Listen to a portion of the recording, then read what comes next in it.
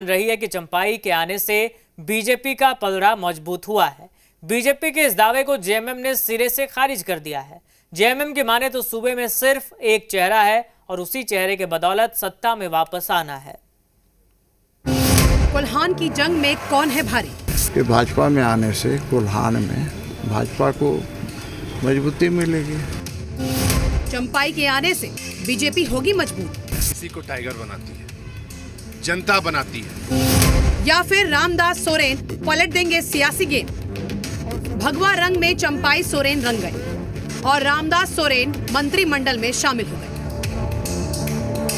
शुक्रवार की ये दो तस्वीर आने वाले चुनावी संग्राम की बड़ी तैयारियों में से एक है।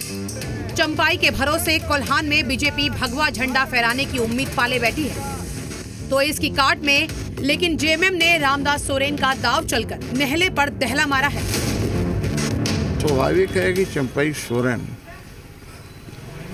के भाजपा में आने से कोल्हान में भाजपा को मजबूती मिलेगी, भाजपा को उसका लाभ होगा। भाई ऐसे कोई किसी को थोड़े लेता है, कहीं ना कहीं उसका दोनों को फायदा होता है। कोई असर नहीं पड़ेगा।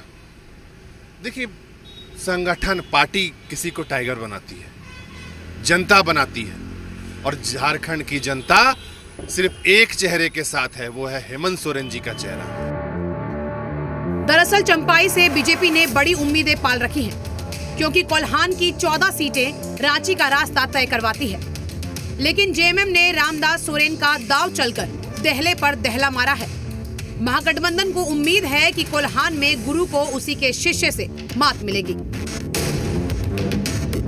एक साइड में दीपक बिरुआ जी, एक साइड में रामदास सोरेन जी, और दोनों ही चेला रहा है चंपाई सोरेन का, दीपक बिरुआ और रामदास सोरेन। कोल्हान का जो कांटा है उसको निकाल करके दोनों फेंक देते।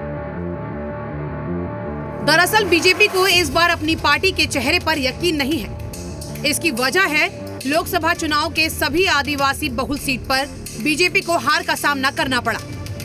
ना अर्जुन मुंडा का चेहरा चला, ना बाबूलाल मरांडी का अनुभव काम आया, ऊपर से सीता और गीता भी काम ना आई।